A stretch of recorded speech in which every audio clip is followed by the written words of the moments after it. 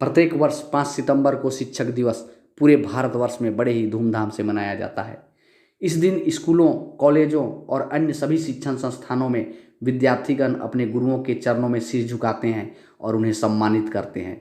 गुरु और शिष्य का संबंध तो सदियों से चला आ रहा है, लेकिन 5 सितंबर को शिक्षक दिवस मनाने का पीछे क्या कारण है, चलिए आज के इस वीडियो में मैं आप लोगों को बता रहा हूँ। साथ ही गुरु और शिष्य के बीच अटूट संबंध के बारे में भी बता रहा हूँ। लेकिन हम शुरू करें इससे पहले अगर आप हमारे चैनल को सब्सक्राइब नहीं किए हैं तो सब्सक्राइब कर लें और वीडियो पसंद आए तो इस वीडियो को लाइक करें, शेयर करें।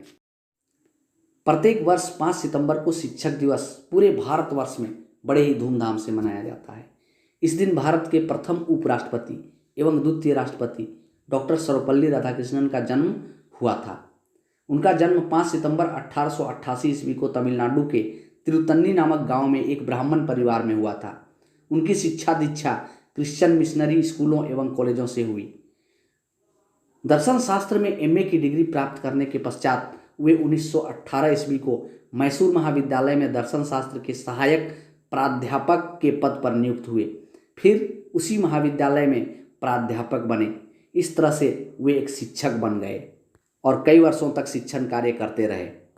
जब वे भारत के राष्ट्रपति बने तो उनके कुछ विद्यार्थियों ने उनके पास जाकर उनसे आग्रह किया कि हम आपका जन्मदिन मनाना चाहते हैं।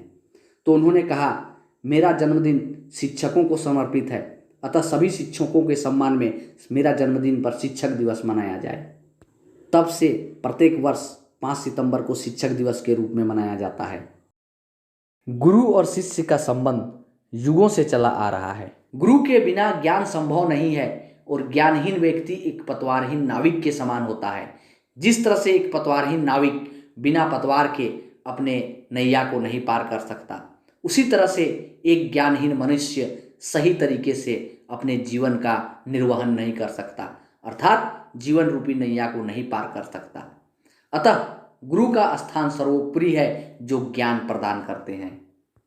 कबीरदास के एक पद में कहा गया है, गुरु गोविंद दोऊ खड़े काको लागू पाए, बलिहारी गुरु आपनो जिन गोविंद यो बताए। अर्थात जब भगवान और गुरु दोनों खड़े हैं तो एक शिष्य को संकोच होता है कि मैं किसके पैर को पहले छूऊं, भगवान का या गुरु का। तब उसका दिल उससे कहता है, मुझे गुरु का पांव पहले छूना चाहिए, क्योंकि गुरु ने ही मुझे भगवान का ज्ञान दिया है, इसलिए गुरु भगवान से भी बढ़कर है।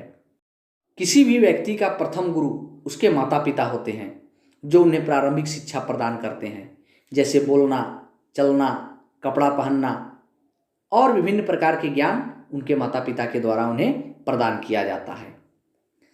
दूसरे गुरु जो उन्हें स्कूलों, कॉलेजों या शिक्षण संस्थानों में विभिन्न प्रकार के ज्ञान देते हैं और जिस ज्ञान को प्राप्त कर वे अपना जीवन निर्वहन करते हैं, अपना जीवन में ऊंचे से ऊंचे पदों को प्राप्त करते हैं। अतः माता पिता और गुरुजनों का सदा आदर करना चाहिए। एक गुरु और एक मूर्तिकार दोनों समान होते हैं। जिस तरह से एक मूर्तिकार पहले मिट्टी को भिगोता है, फिर उस मिट्टी को गूंथता है, तत्पश्चात मिट्टी को मूर्ति का रूप प्रदान करता है और उस मूर्ति पर रंग रोगन करता है और इतना सजाता है कि उस मूर्ति को लोग पूजने लगते हैं। उसी तरह से एक गुरु अपने शिष्य को, जो कोरे कागज के समान होता है, इस लायक बनाते हैं, इतना ज्ञान प्रदान करते हैं कि चारों ओर उसकी कृति फैलने लगती है। अतः शिष्यों को गुरु की आदर सदा करनी चाहिए। अगर कभी गुरु अपने शिष्यों को डांट भी लगाते हों तो इसे शिष्यों को बुरा नहीं मानना चाहिए और ना ही घबराना चाहिए, क्योंकि गुरु डांट फटकार करते हैं अपने शिष्यों के अंदर के बुराई को दूर करने के लिए और उनमें सद्गुण भरने के लिए। कहा गया है, जो पत्थर छेनी और हथौड़े से डरता हो वह पत्थर कभी अच्छी मूरत नहीं बन सकता, और जो खेत हल से घबराता हो वह अनाज नहीं उपजा सकता।